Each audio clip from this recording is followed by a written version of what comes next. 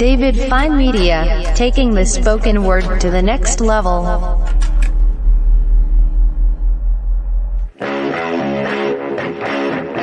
It's the show made by custom fans for custom fans. Every show, a special guest joins the guys to talk about customs, wrestling, memories, and more. And now, the starting lineup for the Bad Boys of Podcast.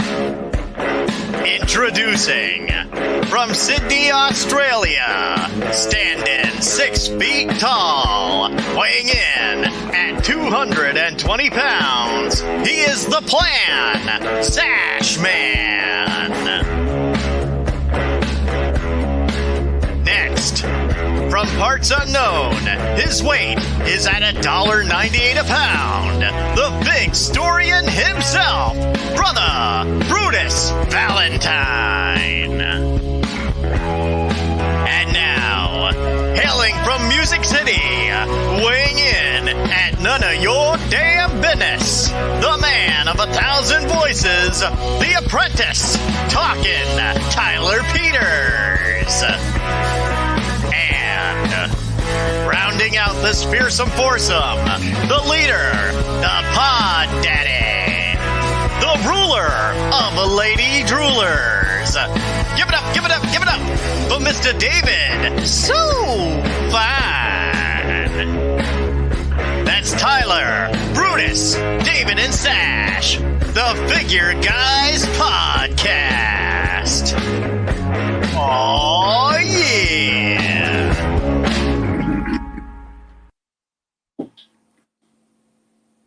Welcome into another exciting edition of the Figure Guys Podcast. I am the Pod Daddy David Fine, the man to my right, talking Tyler Peters. I think you've got the apprentice tag taken off. You're amazing. You're okay.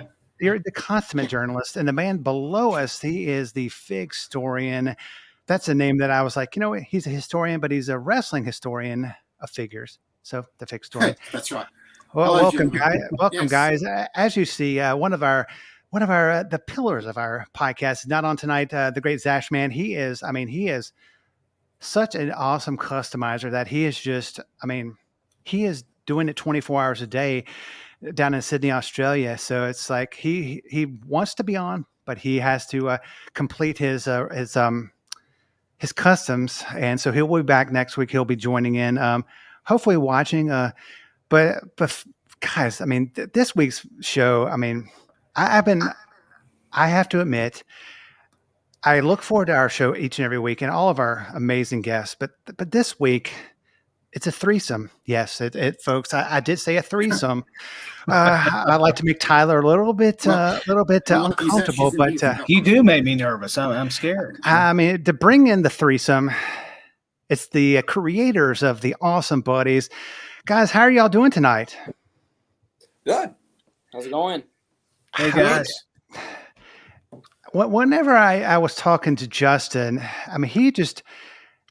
I wanted to bring on your other brother, Joey.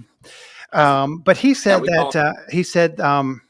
that having you three on is going to be pandemonium and bedlam itself. So he didn't want to add to that the circus as the buddies of the Brothers Gaddor. I don't want to butcher your last name. I asked you how to say your last name. How do you say your last name correctly?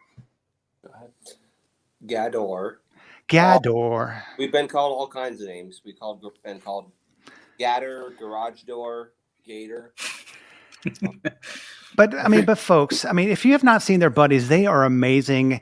They're the ones that we're going to show tonight. It's amazing. Tyler, you can even get your own buddy. Brutus, you can get your own buddy. You could sleep with yourself, Tyler, if you wanted to. Wow. I'm just saying.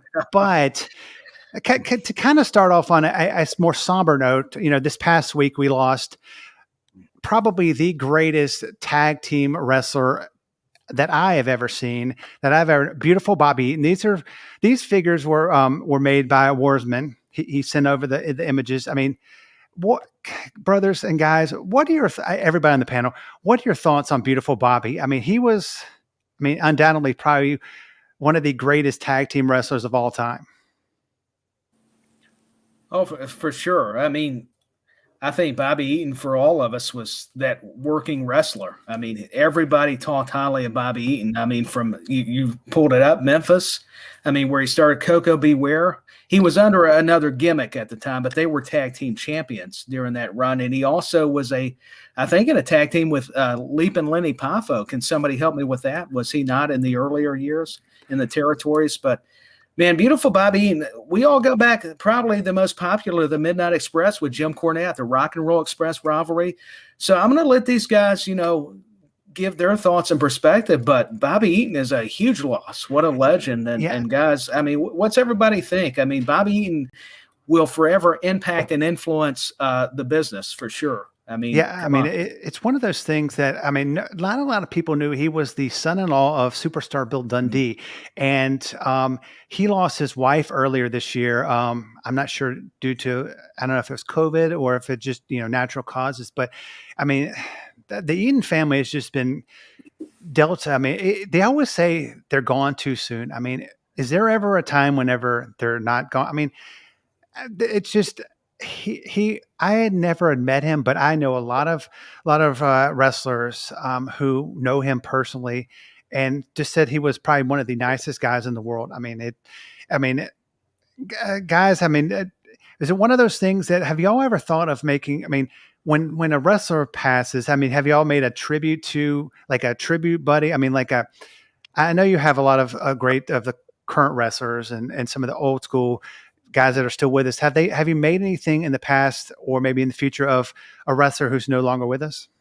Well, we did a couple buddies for Amanda Huber, which was Brody Lee's wife. So that was kind of neat to see their kids get those. We just did them just for them. It wasn't something that we actually sold, but we always tried to tread carefully because we don't want to come across the wrong way. Yeah. Because we do want to do it. We want it to be exactly that, something in tribute. We don't want to make it seem like we're trying to make any. We don't want to capitalize off of any. That's not what we're about at all. We're just about the art piece of it, and that's the interest for us. And they reached out to us, so it was one of those things that we were happy to do. Right. That's a really good point, guys, because we see a lot of exploitation on because we lose our legends probably every week. And then we see, suddenly people selling their merch and everything at 2 or 3 times the amount. And it's really exploitative. And so, exactly what you're saying there is the approach. And I just want to check in with you for the people at home. Referring to a trio of people as one entity is a bit undermining. Who are we speaking to here as individuals? So I'm Matt. Matt?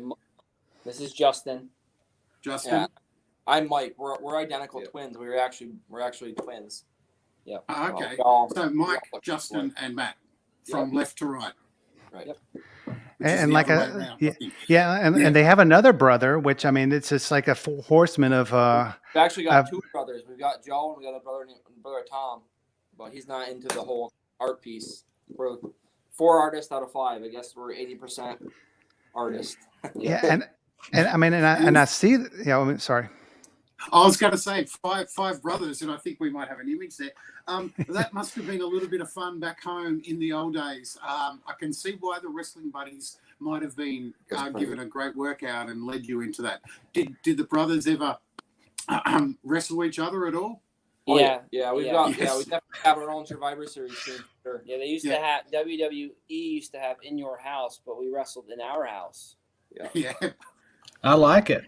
Yeah, and we see here. This is a relatively old picture. With you with all the 5 brothers with the Mutant Ninja Turtles. Was it see me on the far right? I'm obviously the sad-looking one because they gave me Donatello and I wanted Raphael. Right.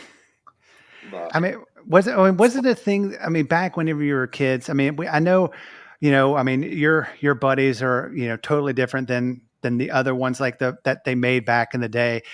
Where as a kid, did you collect these?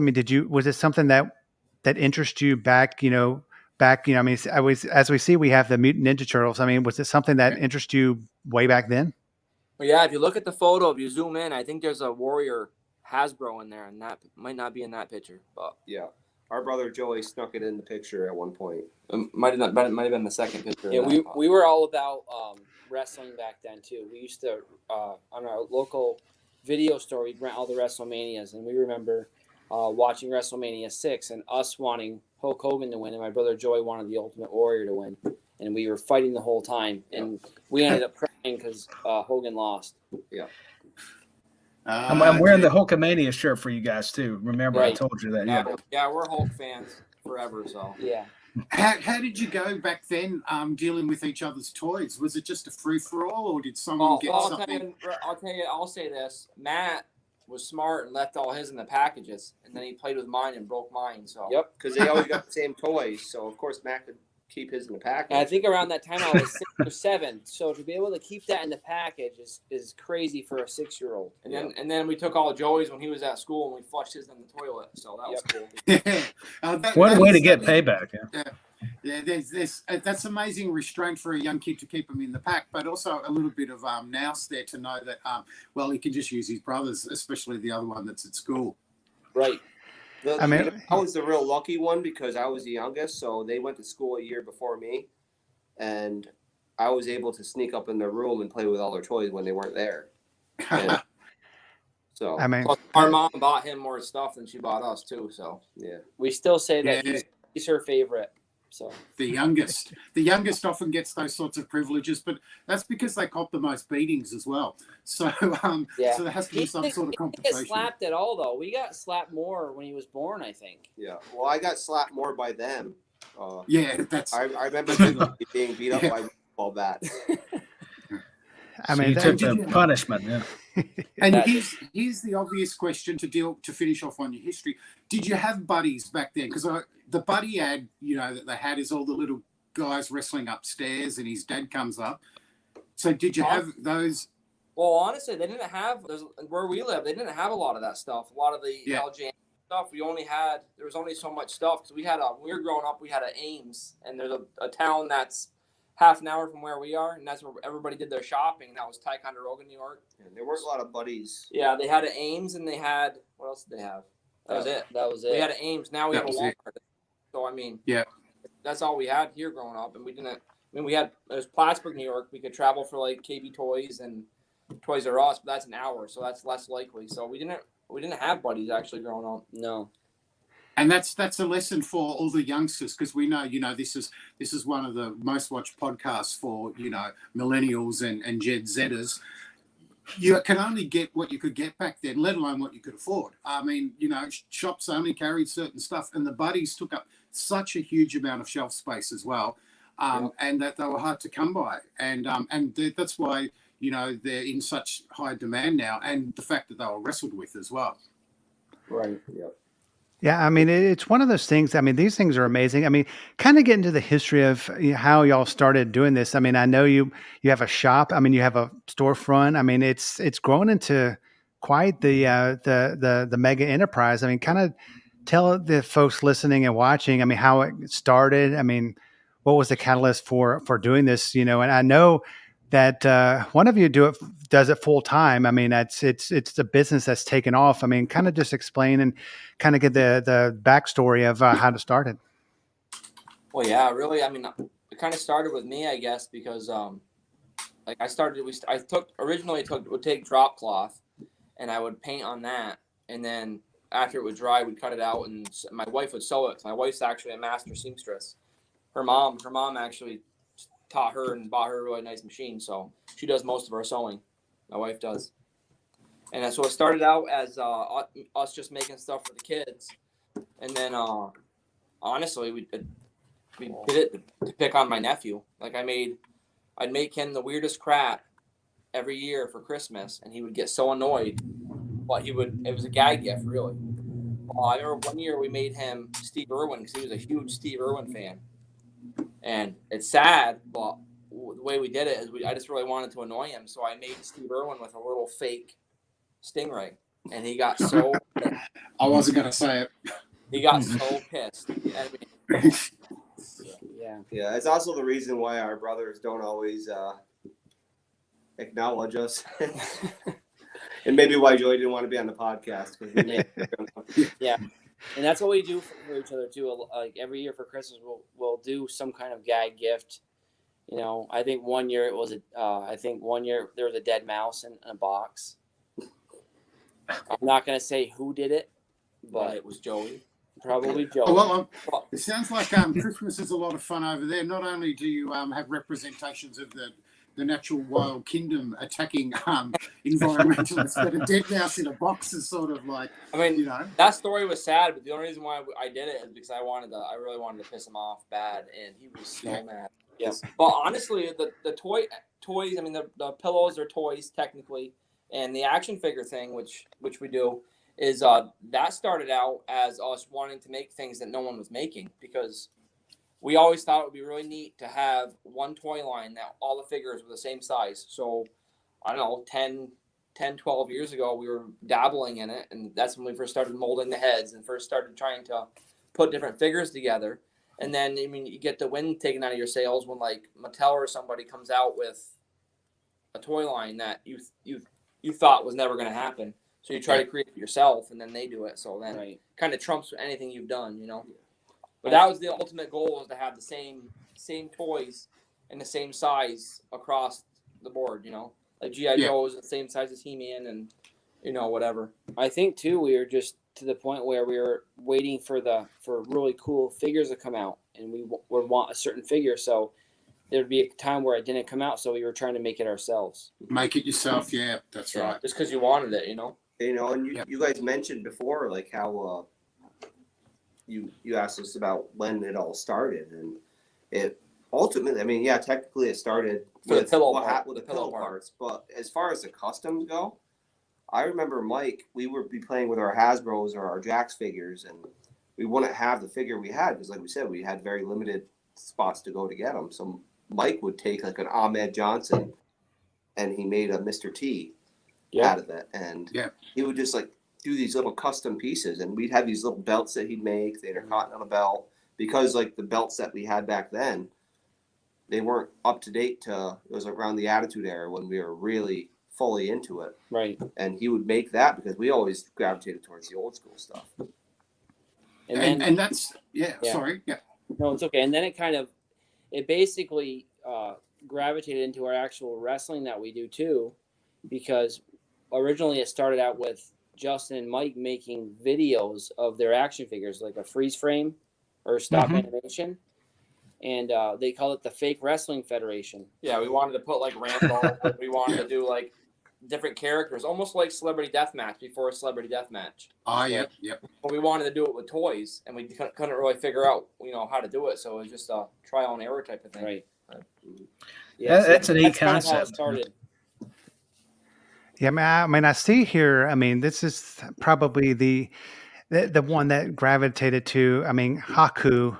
I mean, he's sleeping with the Haku buddy.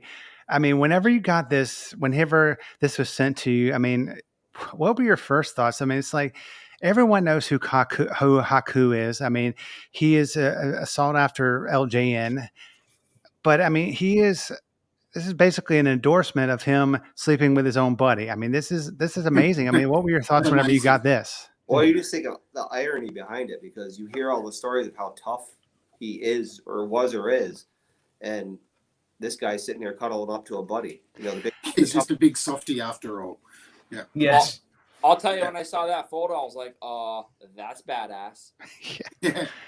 Absolutely. Yeah, I mean, you got Haku sleeping beside that wrestling buddy, man.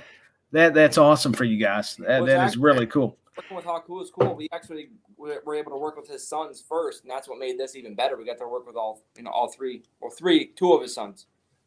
So Yeah, they're a great tag team too over in New Japan. Oh, yeah. Still very relevant, man. So that is really a neat story. I'm happy for you guys. Really, that is awesome. Yeah, I mean, Lord Humongous. I mean, that's, you know, I mean, that's, I mean, I remember seeing this, you know, growing up, you know, back in the day in the old Memphis area, USWA. I mean, he's a big guy. I mean, you know, Sid Vicious, I'm sorry, you know, as Lord Humongous. I mean, this is amazing. I mean, Tyler, I mean, you were a big fan of of this character, weren't you? Yeah, I thought it was a great character. I mean, you talked about Sid Planet, and it just a lot of these. That's what I love about your guys' work. Like a lot of people, you respect the territories too. Sure, we like the Hulkamania stuff, but it's cool to see the Memphis stuff. And talk little bit about the New Japan with Haku Sons and everything. And I just love the variety of the brothers' work. Going to all these wrestlers and everything. And I was going to talk to you guys about Raven. I mean, how cool have these wrestlers been when you talk to them? We saw the picture of Haku.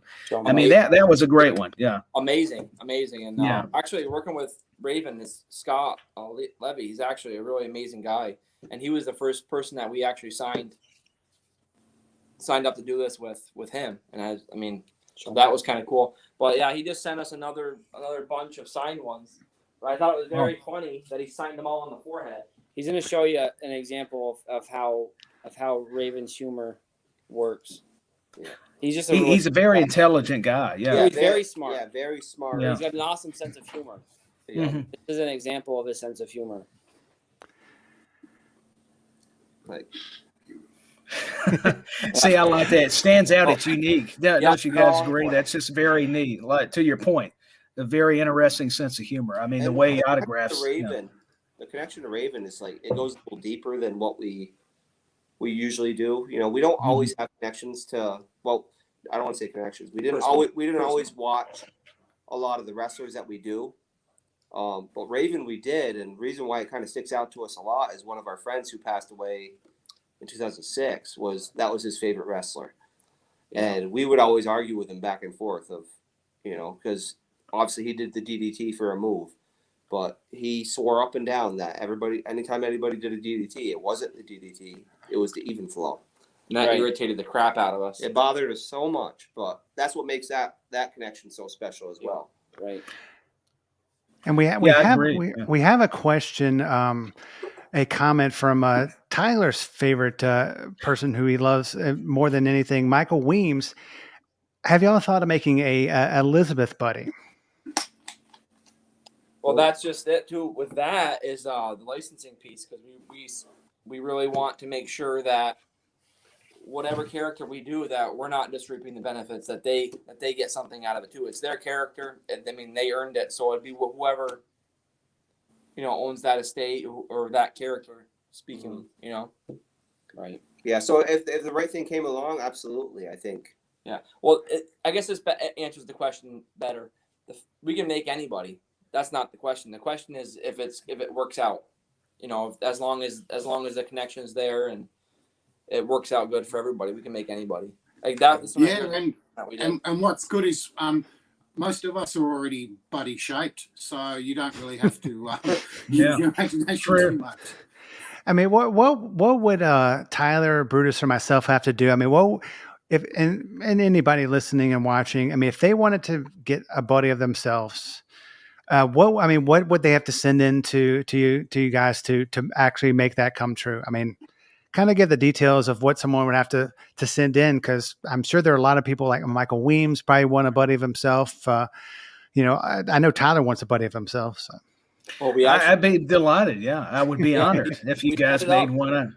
I don't know how much money you would make out of it, but still, just to have it would be cool. Yeah. No, we actually set it up on our website to where you could fill out all the information on there. But I mean, where we're personable people, and we are strong believers of speaking to somebody in person or over the phone. So a phone call is always the best, I think. Mm-hmm. But we have it set up on our website so you can fill out the information and you can send in your photos and work from there. I mean, that's good to know. Do you get many of those commissions, like people getting surprise gifts for their partner or something like that? Oh yeah, those are actually our favorite. The custom commissions ones, those are our favorite. We actually get a lot of military stuff. People come in. Like we just had an order for a person who's going overseas for a year. So his friend commissioned us to do a buddy of him for his kids. So I thought that was pretty neat. Oh, that's great. I wouldn't have thought of, but yeah, so they've got a representation of Dad there at home with them. So yeah. I mean, as cool as it is doing the wrestlers and celebrities and that kind of stuff, I think the ones that are personal like that hit closer to home, because everybody can relate to having something of a loved one that you remember or that makes you feel good. And I think a pillow is the perfect thing for that. And honestly. that goes back. Yeah, I think my wife might give you a call one day if I get hit by a bus or something and stuff me and put me on the couch. She'll say it's just like I was anyway. So Yeah. I mean, don't give your wife or my wife any kind of ideas. Oh, you're not longer with us. Let's make a buddy of you. I mean it's a good idea. And then and I know that you have a storefront. How long has that been open? And what if someone comes to your storefront? What can they see there? And what else do you have to offer if someone comes over to your storefront? Oh, we can do a pan around if you guys want. Oh, that'd be great. yeah, Oh, hey, that would be good. We'll give you a quick pan around. We got T-shirts. We've got some vintage action figures that we're ready to part with. Not our personal collections because those stay at home. Got paintings. Got some Dick Tracy. Yeah, I was going to ask you guys, talking about your art, that's what I appreciate about a lot of our guests on here, the creativity. I saw where you guys did the Lake Champlain monster, that video on your Facebook page. Oh, yeah. I thought that was cool, man, the way you guys did. I mean, what kind of pain and the time and effort that takes into something like that? Because I don't think people appreciate that. Well, the thing of it is with Mike and I'll explain. So we went to school for art. We paint and we draw. And we went to Plattsburgh State. Yep. University in it's Plattsburgh, New York. And the thing of it is before we went to college, we had never painted before with oil paint at all. So we get in there, we use oil paint, and we end up graduating from Plattsburgh State. But Mike and I would struggle because it took so long for the paint to dry. So we went to acrylic paint after we graduated because it dries faster. But that's water based, yeah. So we actually finish a painting pretty quick. So I think we paint faster than your average painter. Because secretly we use our wife's hair dryers to dry the paint. Yeah. Hey, Yeah, it works. Oils it's a difficult medium as well to master too, and the drying time and to avoid the cracking but yeah, switching to acrylics, the water-based paint certainly speeds it up a lot. Did you find with that when you guys were at art school that if you made mistakes, the oil painters could correct and could rework their work, whereas in acrylic, you got to get it right early on, otherwise you sort of have to start again. Well, we just have this secret where we just don't mess it up. That's right. Yeah. That's pretty safe. But I'm into kind of those legends. Yeah, go ahead, Bruce. Oh, no, I was just going back to the art school one. And did you do any textile work there as well? Because, the movement into a textile type of media is, it's a big leap. Well, no, I'll tell you what happened. We're pretty primitive artists, so we were always, charcoal, pen, ink, Yep. That's what we always did. Painting, hands-on stuff. Then you take a picture of it. But honestly, we never did any digital stuff. We had a digital course in college, but we dropped out of it because we did not like it at all. It's just the whole technology part of it. It was just really hard. But then I was actually at a Best Buy a few years ago at Christmas time, and my wife wanted me to try out an iPad, and I did not want to do it. But then she talked me into it, and then after I doodled for a half an hour, we bought it, and then that's kind of how the whole buddy thing took off because I started So it's just pretty much what happened is we got a new tool to play with, and then that's what we came up with. And so do you use a stylus pen with that, or are you just Yep. Yeah, exactly. Yeah, and it took me a while to figure it out, and then Matt got one, so then I guess the rest is history. We just pretty much can make it. And then Justin just took yours, just like the old days. Right. Yeah. No, but when I got mine, I'm not gonna lie. When I got my iPad, I literally sat there for 6 months because I did not want to use it. Yeah. It's definitely a change for sure. I didn't like it, and now I prefer that over a pencil. Yeah, it's an interesting thing, and a lot of the guys we've had on have done art either as a hobby and it's turned into something bigger with their customs. But it's that different eye-hand connection where, like even when you're using charcoal, you're actually pushing it around with a pen. You're making a mark with your hands, and on the iPad, it's like it's an invisible barrier between what you're doing and the registration of it as a rendered work. So it does take some getting used to with that. And you guys have obviously, mastered it pretty well there. I've just got a new image coming up. I love what I want to say before I pass back to Tyler is I like seeing the photos, the photos of the different faces, because often when you see toys like this, you see 50 Hulk Hogan's, 50 Ultimate Warriors, that sort of stuff. But it's this roster collection, I reckon, really pops and jumps out for me. And yeah, I think so too. And I'll tell you what, I like how you got the Bruiser Brody, and you've got looks like Dynamite Kid, and then the Blue Meanie. You've got, like, to Brutus's point, a lot of different characters and gimmicks, and that's nice to see. Not a knock, but you do see, with all due respect, as much as I'm wearing a Hulkamania shirt, to your point, you see a lot of Hulk Hogan. So that is cool. That's a great point by Brutus. Yeah, I mean, you have a Mean Gene. I mean, you have the Hacksaw Jim Duggan. I mean, with the eye raven at the back. That's what's cool about it is, like, I mean, I guess everybody can say that they think outside the box, but it's like, it's almost like it's just natural for us. It's like whoever in a million years would see a Mean Gene buddy. Nobody ever in a million years would think of that. Yeah, I mean, you know what I mean? I'm just saying nobody, because he didn't actually wrestle aside from that one. It's not something they typically would have. You wouldn't created. think, yeah, right. Not like we're geniuses for thinking of it. We did that because we liked Mean Gene and because we wanted a buddy of Mean Gene, so that's why we made it. We're not making it because we think we're going to sell 1 million of them. We're making it because we wanted it. That's what it starts with. That's the basis. And was that licensed with the estate of his family, or? Yep, his son actually. Yep. We got to speak to his son, so that was pretty awesome. That actually gave me goosebumps because when I was talking to his son Todd, sounded just like me. Wow. Really? So and that really voice. And Mean Gene was what held it all together for all those years, and why a lot of dads watch with their sons. I mean, they love the wrestling as well, but Mean Gene was doing the adult jokes that only the adults could sort of get at the time as well. So amazing that. Right. I think with us too, though, I think just in wrestling in general, it means a lot to us because for the longest time on Monday, like, with our families kind of, we stick together, but we see each other. But for the longest time when we were in school, our brother Joy had graduated. But the one thing that we did, we knew we'd see each other every single Monday night. So we'd watch Monday Night Raw and we'd watch WCW Nitro. Yeah, so we were all sitting there. My mom was in on it. She loved Stone Cold Steve Austin, and we were all we watched wrestling to the last match. And Joey would always the good backstories of all the wrestlers. Like, if a new wrestler came in to WCW or whatever, he'd tell me who the person used to be as a character, the background story behind them, who he used to fight. The only thing I didn't like about it is right after wrestling was silk stockings. And who the hell watched silk stockings? Nobody did. That was a popular show, though, but I'm with you. It's amazing the stuff that came on after wrestling. That's what, I mean, I can't speak for them, but for me, that meant a lot to me to have that Monday night to watch that. Mm-hmm. I remember we went to our aunt passed away.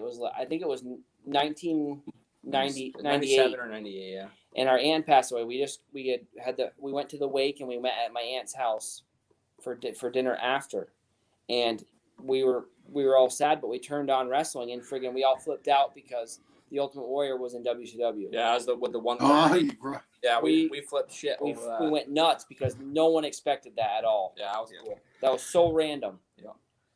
Yeah, man. Was that when he come up out of the trap door, or did that happen a bit later? Or that was later on. Yeah, that was later, right? I think it was Starrcade or something. But the only thing I didn't like about him coming out was he didn't run. He had that slow like melancholy type music, and his music wasn't really nothing you could really run to. It wasn't the coolest thing, looking after the fact, but being I don't know how old we were, 13, a 13-year-old kid, that was badass to me. That's what we always hoped for. Like for our, even when Hogan, right before he went to WCW, he retired for that short period of time.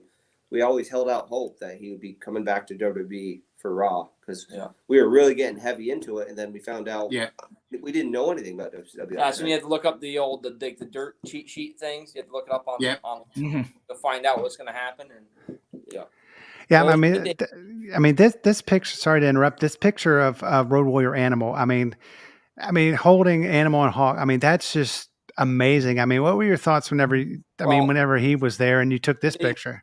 I'll tell you a little background about this. So what was happening at first was I was making these buddies, and I was finding, because we would go to Albany, New York to see these guys at Heroes Hideout. So I'd find out when they were going there. I'd make a buddy of them, and I'd go see them. So that's actually my daughter Willow with me in that picture.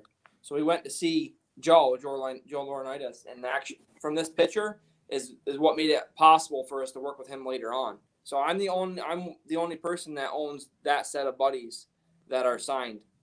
He signed Animal for me, and then he signed Hawks, Tell him Hawk. That's how he signed it for me. But That's awesome. But I tell you, it was pretty badass to actually talk to him and work with him. And we actually had a run of buddies coming out right before he passed. So it was kind of a sad situation because like literally the day that we finished sewing up the last one, he passed away. It's crazy.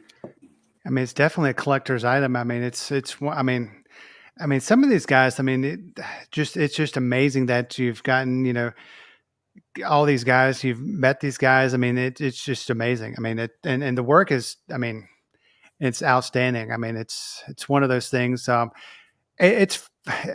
mean, more amazing buddies. I mean, it's just goes on and on. I mean, it's just, is there a wrestler current or in the past that's, you know, a legend that you would love to make that you maybe you haven't been able to make or that you kind of got on the table to make?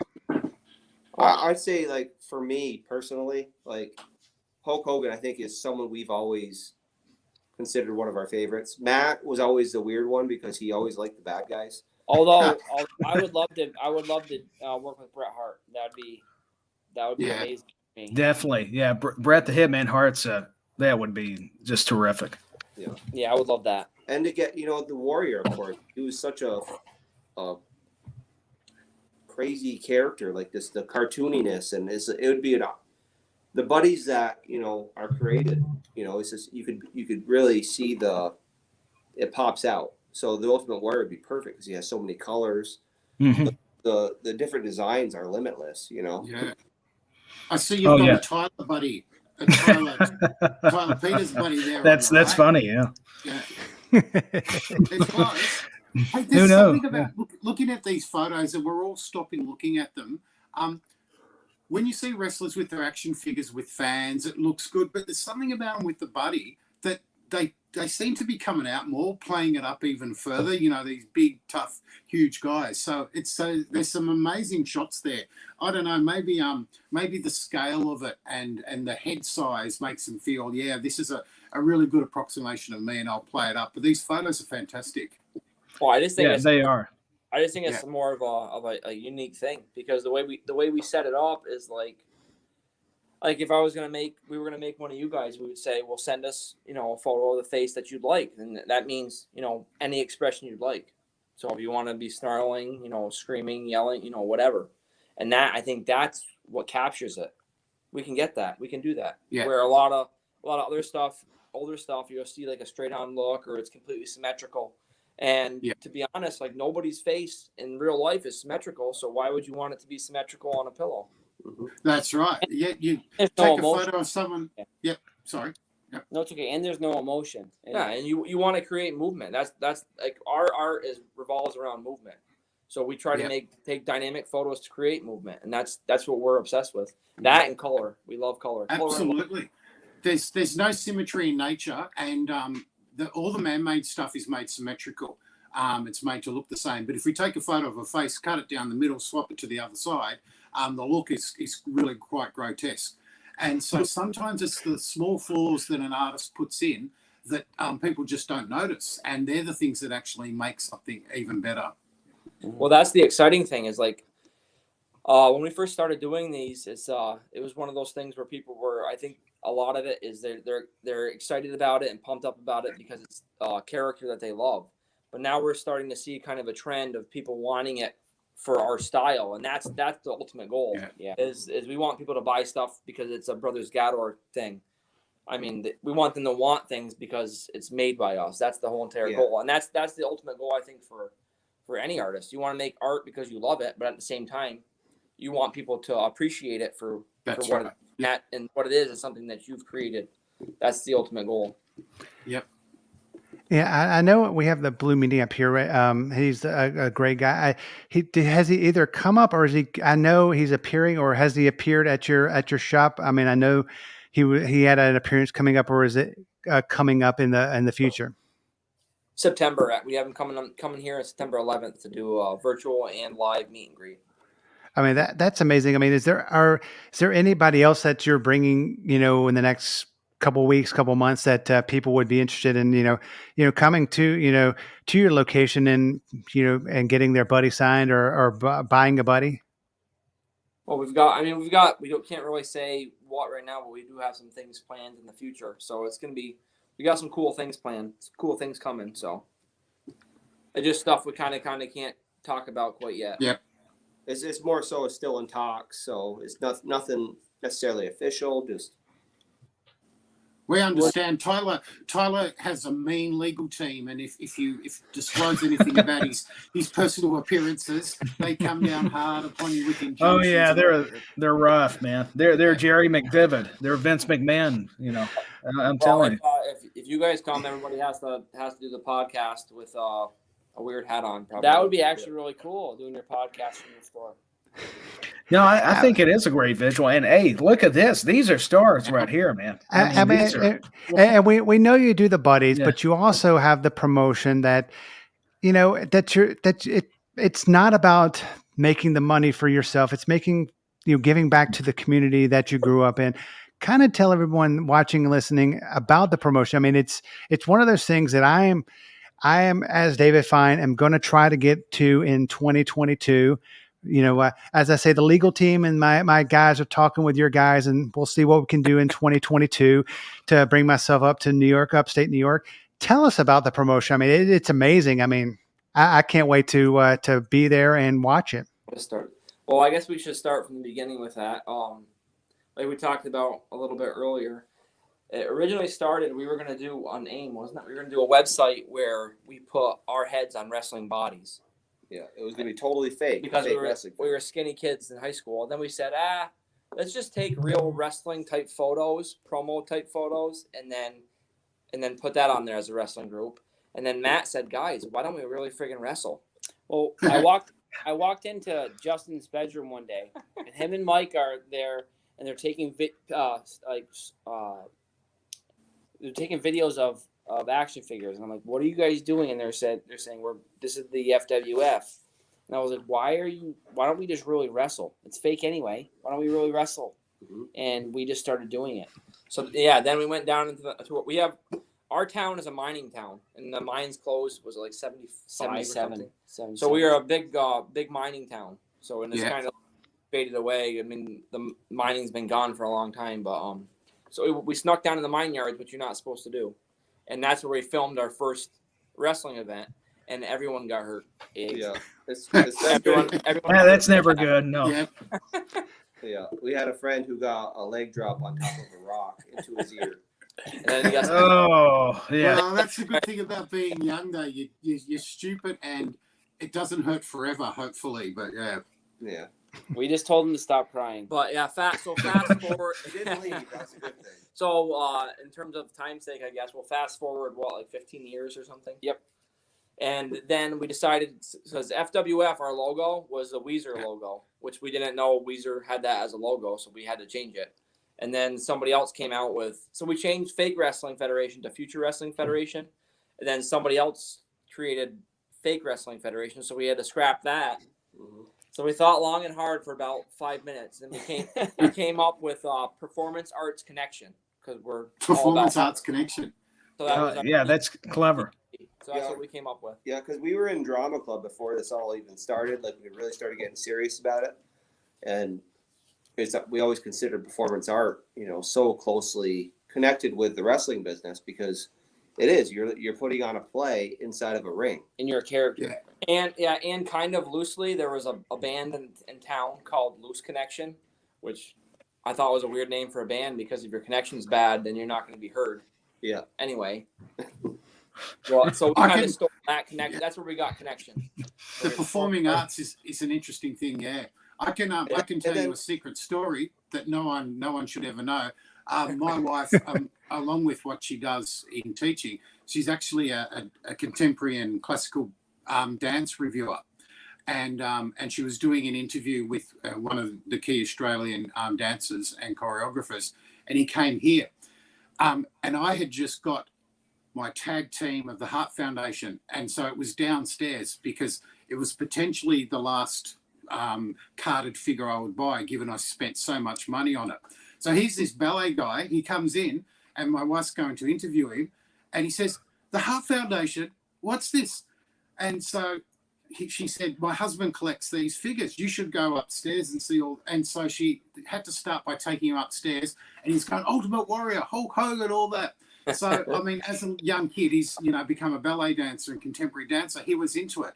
And Jesse Ventura, of course, says the ballet is just wrestling without the violence. Or I think he says wrestling is ballet with violence, something like that. So the drama connection's an interesting thing too. So, yeah.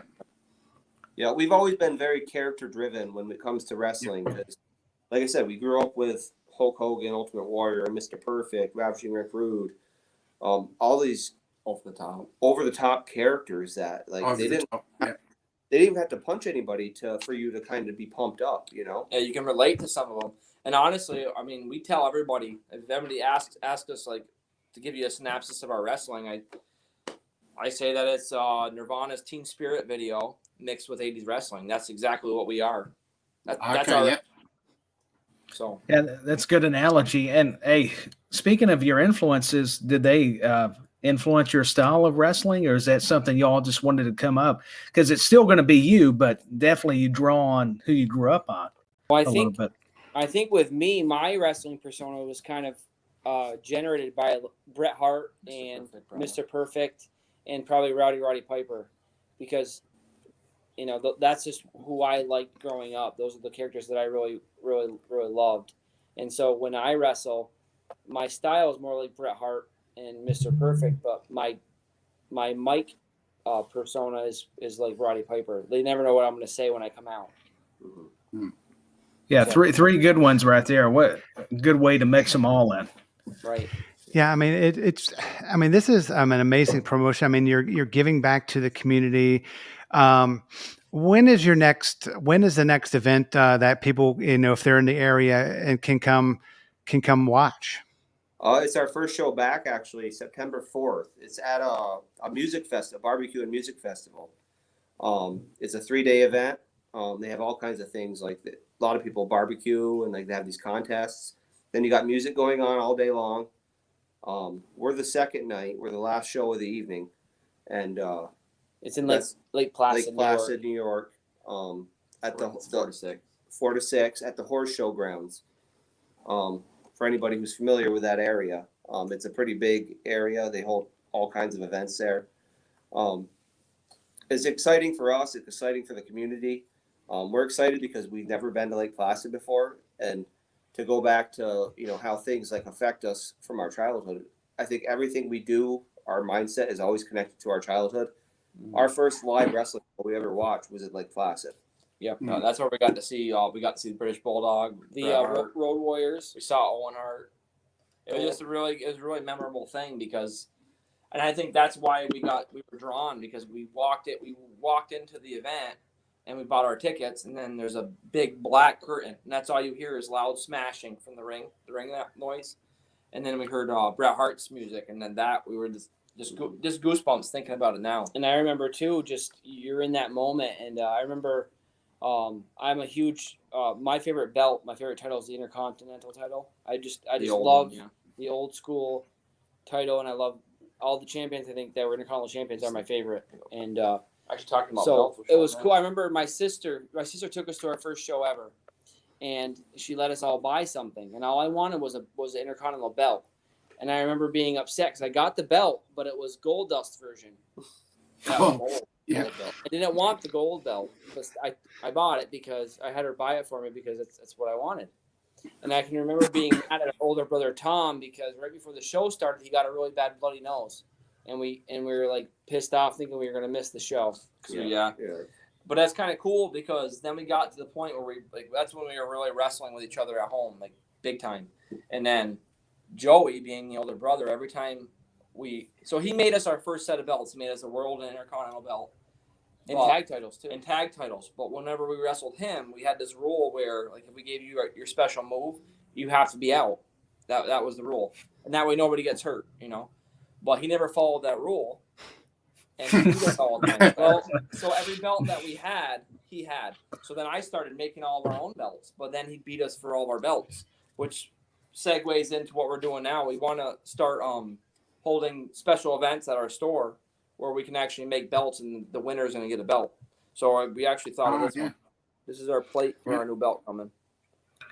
The Rock. Yeah, very nice. Yeah. Because right now nobody can touch each other. Yes. Hey, you could do the connection with that. Yeah, Rock and We'll Side, keep connection. it away from Joey, that's for sure. Yeah, he'll be that. He's not allowed in our store. He's not allowed to compete. Let's still do So, did you guys go through, because we've had a few wrestlers on here as well, and did you guys go through any specific training to learn how to take a bump more? And Crusher. Yeah. Talking about Well, Crusher we down south. Yeah, we had a buddy who Bill Welch, Crusher Bigelow in our wrestling organization. He went down south in Virginia and he got trained by one of the guys from the Midnight Express. What was it? No, Rock and Roll Express. Rock and roll. Yeah. Was it Ricky Morton? What's that? Ricky Morton? Ricky Oh, it was Morton. Ricky He went to Morton Ricky school. Morton School. Yeah. Okay. And he trained there. He wrestled there for a while, and he came back, and that was right around the time when we were like we went on like a little 1.5 year hiatus, and when he came back, he kind of showed us basically everything he knew. Yeah, it was so one- that's kind of what kind of got us our foot in the door. But as time went on, you know, we gained a lot more experience. I've wrestled for another company pretty recently in Albany. It's called Survival Championship Wrestling, run by Drake Evans. So I think as time's gone on, we've kind of gotten to gain the experience as we went. When we first started, of course, you watch wrestling, you think that makes you a professional wrestler. yes, that's right. Every kid thinks that. Yep. So we were practicing that at home, you know, to go back even before when we were talking about when we started wrestling in the mine yards. My mom would get a call. She'd be at bingo on Monday nights, and she'd get a call that one of us smashed our heads off of the back of the bed or something. You know, we're breaking furniture. You know, we're getting older. So she's like, you guys got to take this outside. We're breaking furniture. Our pets' heads are falling off. Yeah. Well, that's the thing. Kids could do every wrestling move when they're little, right? And they'll do, you know, Randy Macho Man Savages off the top of the wardrobe and that, and they don't get hurt as much because gravity's on their side. But as you get older, you got to learn how to fall, how to protect yourself. Well, It sounds like you know, I'm a long way away from all of you guys, but upstate New York seems to be a real hotbed of independent wrestling. I see it pop up on a lot of forums, and really seems to be a lot of action. Is there like an entrepreneurial spirit up there? Because your family seems very entrepreneurial as well. I guess kind of, sort of. I mean, I think we're kind of blackballed out of the whole thing because we do it for charity. We don't take any money. So I mean, obviously, someone can go to a show that's free over having to pay $50. You know. Yeah, and I wouldn't call it necessarily entrepreneurship. Like it's one of those things. Like our art kind of creates the platform for us, and it's one of those things. Yeah, where, we're not trying to do wrestling to. I mean, our art is directing us there. So we're pretty much like, I mean, it's like a metal detector. We just go where the art tells us to go. Yeah, and luckily the girls that kind of help us run the store, it's they keep us in check. Our wives are I don't think just our business and our store would not be open if it wasn't for our wives. Yeah, because we have what we call scatterbrain, because like I'll get an idea and I'll run with that idea for 3 days until the whip gets cracked, or you know what I mean. We get wrestled down to back to reality, because that's just how we are. We're very imaginative. You need someone to sit there and say, "Listen, that's a stupid idea." Well, I think too, I think we're really lucky because for the longest time in our lives, people didn't understand us. You know, in school, we would get in a lot of fights. We were good kids, but we were always just taught to not back down from bullies and things like that. But people didn't understand what made us tick. But when with our wives, we're very lucky because we found people that they understand us and they understand how we work, our ins and outs, and and what makes us tick. and that's what created this. Yeah, it's almost like we speak a different language to everybody other than our wives and our family. So that's pretty much what it comes down to. Yeah, I mean, I don't know about Brutus, but I mean, my wife, she leads the team. I mean, if it wasn't for her, I'd be, doing something totally different. But I mean, it's definitely the ladies in our lives that do help us out. I mean, they're kind of, at least mine is level headed and said, hey, that's a dumb idea, or hey, that podcast is a great idea as long as you're having fun and you're not getting into trouble. Yeah, and I just think it's easier to do whatever you want or do what you think's right when you have someone who's backing you, who believes in everything you do. You need that support. Yeah. And keeps you grounded too at times when, like you're saying, Mike was saying about ideas, and we all have ideas and not all of them are good ones. And sometimes I wish people would tell that to people on the internet to just bloody think before you say something. Right. Like there was a time when Mike and I were like 9 years old and we were wrestling outside, and I said, I'm going to hit you with a piece of plexiglass, and Mike's like, go ahead. And that's a good idea. Yeah, my ears fake. Fake ears. That's wonderful. That was after the day. My mom was pissed. Oh, we've had a lot of bad moments where we had a demolition derby with bicycles. Matt wrecked into the cement house with a 4-wheeler. I wrecked into our house. And then he shot a BB gun against that cement house, and it bounced off and hit my dad in the forehead. He was pissed. It was like I could see a little comedy show coming from, forget about Young Rock. Let's have the Brothers Gaddor. Yeah, exactly. High ratings. I mean, just from the stories. Before, we were talking about the marvelous women in our lives, but Tyler, have you been on any dates lately? Do you know? Or? No, I'm the odd man out, guys. Okay. Wow. That's pretty good. So I'm Bobby Heenan. Okay. Hey, wow. Handsome man. Yeah, that's weird. I'll tell you. Talk about a weird sense of humor. That's pretty good. Yeah, I mean, see. If Tyler had a wife or a permanent lady in his life besides his mother, I mean, she would talk some sense into him. Don't date someone who looks like Brutus Valentine or Brutus Beefcake or whoever that. Yeah, I don't know who that is. I want to say that Brutus has skinny legs, but he's got some nice boobs. Yeah. Hey, whatever you do, just don't let him cut your hair. Yeah. Hey, it's funny. They do this. It's a rib on me, guys, all the time. But speaking of that, I was going to talk about, Bruce mentioned about a comedy show. I want to talk about, some of your videos, what you're doing on YouTube. That Ghostbusters type deal is awesome. I watched it. Yeah, the Ghost Bees. I watched that episode. Tell us about that. Yeah. Yeah, pop up. Don't watch it. Yeah, it's gonna get scared. Well, honestly, that's what's gonna happen. I know you're gonna get scared, and then you're gonna be like so scared that you might turn into a ghost. Probably crap your pants. With that though, the way this was all started was whenever we get together for family functions like Thanksgiving, Christmas, whatever, we usually have a few drinks and we get together and we will start this story, and then it just keeps going and going, and it turns into these things. So Ghost Brothers actually we don't plan that ahead of time. We talk and we film it, and that's what happens. And usually lately we've because it's usually at like a family function, like a birthday party, so we'll get yelled at if our wives know about it. So we sneak away. We sneak away and do it, and we do it so quick. I think the urgency of doing it makes it even funnier to us. Yeah, and the funniest thing is that the other night my wife said to me, "You filmed another Ghost Brothers?" I'm like, what? No. Okay. Denial. Here's the intention. We make these videos because we think they're funny. Yeah. And the goal is for you to hate them. That's the goal. Yeah. I think that's the format of our podcast too. I mean, we film them. We want people to hate them. I mean, it's I don't know. I mean, the more people hate things, sometimes they watch them because that could be a good formula. That's the heel mentality. And exactly. That's the honky tonk. No one liked honky at all on either side whatsoever. Yeah, week after week, is he going to get beaten? Is he going to get beaten? And anyway, see, the thing is, no one liked honky tonk but me. I love that guy. Yeah. I absolutely love the honky tonk man. I just thought he was amazing. You know what annoys me though with his LJN? When his face turns blue, it pisses me off. It makes me mad too. And the skin tone's not even right at all. on that one. Yeah, But it's funny well, about he's like that. People who are so like outlandish like that, and you hate them so much at first because they're just so obnoxious and irritating. But then as time goes on, they start to become a fan favorite because those catchphrases, they catch on just like somebody if they were a face. Well, that's how The Rock started. If you think about it, everybody Yeah. hated The Rock.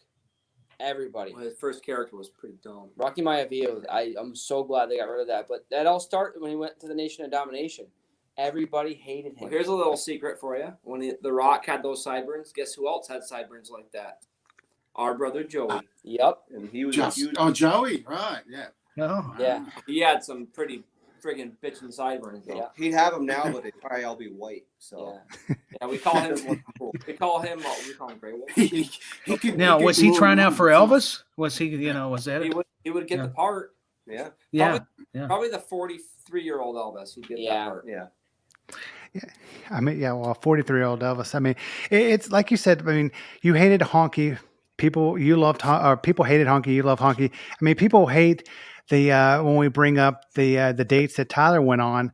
But it's a favorite segment. I mean, Tyler, you hate it. You think it's a rib on you, but everyone seems to like it, especially Michael Weems. I mean, he stays up and he watches it just to give you the business. But I mean, speaking of the business, if people wanted to come visit you in your storefront, I mean, is there an address that you could give? I mean, directions, a website that people can go to get the directions to come meet you, and then of course also to meet the Blue Meanie coming up September 11th. Oh, perfect! I got this thing right here. No, I was just going to say, I wish I was a ghost that disappeared in the dates. Yeah. Okay. Oh, cool. Yeah. Yeah. How neat is that? Make them great. Yeah. Okay.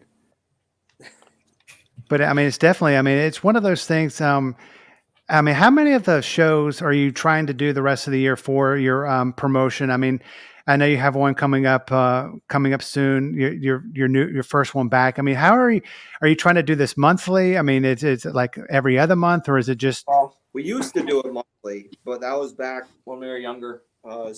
Yeah. Yeah, we're getting up there in age now, so Yeah. we do a lot less. Yes. Well, honestly, with COVID and everything, we had to take a break like everybody did, and it hit everyone pretty hard. So we're really amped up to come back on the 4th. Yeah. We're also a little nervous because we haven't been in the ring, and it's pretty bad when your dad says, "Aren't you getting a little old to wrestle?" And our dad's really He's like, "You're gonna get hurt." I'm like, "Whatever, Dad." Our dad's so old that he's got a mustache, so Yeah. that takes. It's a question I ask everyone that comes on that creates stuff. Customizers, people like yourself. I mean, has COVID affected your business? I mean, I know you had the storefront. I mean, has it affected the bottom line? I mean, have you? Well, I would say our stuff's honestly, a lot of our stuff's online. So I think sales across the board for everybody went up because of COVID, because everybody's at home. I mean, that's what happened to me when I bought a lot of my higher end LGNs. Is I tore up my knee, so I was home, so I was bored, so I went on eBay. But no, I think a little bit because we had certain Comic-Cons that we were set up to go to. We were going to go to one in Montreal that would have been really big, I think, and we haven't had a chance to do it. Comic-Cons are just starting back up now, so in that aspect, and for us, the Comic-Con thing's cool. I mean, if you make money, that's awesome. But for us, it's more for the contacts, like who you can connect with. Mm-hmm. I mean, that's what we're all about, is connecting with people. We want to have Yeah, we don't Just want to that just sell outreach. things. We want to have a connection. We want to kind of portray the way we are, the way we do business, and how we're very family oriented. we just want to meet people. I mean, We just want to meet our favorite people we watched growing up. Like I don't know if I would even be able to speak if I met Bret Hart. I don't know if I'd even be able to talk to if we met Sergeant Slaughter. I would probably just pass out. It's still surreal hearing like him, Mike, because Mike and Alana, Mike's wife, do a lot of the talking to our partners, and a lot of those partners are talking head to head with the person themselves. I mean, and Mike exchanges it's text surreal. messages with Hacksaw Jim Duggan weekly, and to me, that is the coolest thing ever. well, it's cool too because he's only an hour and 15 minutes from where we live. That's He's right. Yeah. strong. He's a local. Yeah. And not to mention, we actually had a teacher in high school that's his cousin. So to us, it's just insane. It's a connection on so many different levels. That's what makes it cool. Yeah, I mean, I've come to figure, I was, did wrestling ring announcing for 20 years. It's about the connections.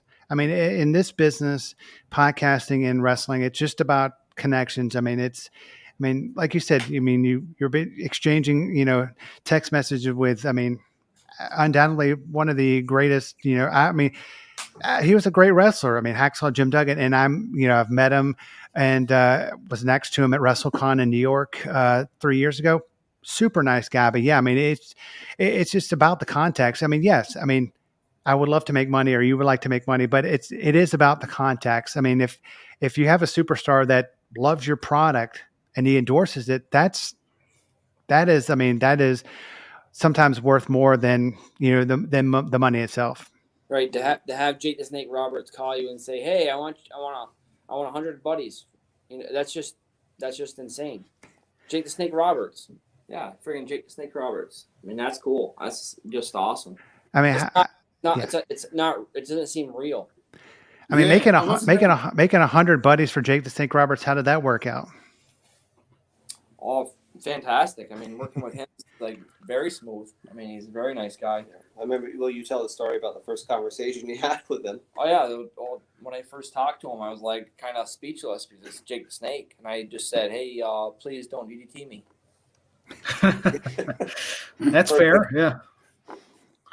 Yeah, it's definitely about connections, and I mean, it's you'll have guys have an amazing product and an amazing promotion. And Tyler, I mean, I know you're working on some stuff coming up in the future. What do you got working on in the next couple of weeks? Well, I'm currently working on some projects. I was going to tell the brothers about this independent wrestling promotion based out of Fort Lauderdale, Florida, called Coastal Championship Wrestling. Currently getting some opportunities with them and contributing to their magazine, highlighting a lot of the matches and events coming up. So, yeah, check those out, because I was thinking about you guys and everybody on the panel. They're calling themselves the Last Territory, kind of going the throwback to territory wrestling. So it's cool. They've had Sabu, a lot of ECW people involved, and have came through, and Brian Cage from AEW. Just, I know I'm name dropping, but you have to. If you're going to promote, you got to do it. So, but that's one of those, pretty much the big thing. And I'm on the Rewind Wrestling Radio podcast as well. So not only with this great podcast, I'm fortunate enough to do another one. So that's just some of the projects I've got going on. So.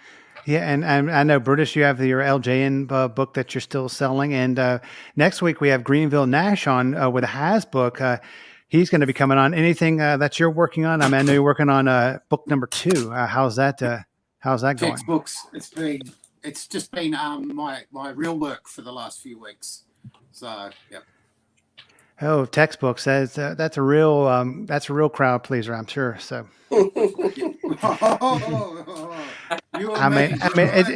Hey, Tyler, we did not talk about your figurines or your precious moments. We don't need to every time, because it was worth, getting to hear these guys, and I'm sure they don't want to hear about they don't. Figurines. But guys, thanks for coming on, and we definitely want to have you back on in the very near future. Yeah, hopefully we can have our brother Joey if we can talk him into it. Yeah, we'll try to get him here.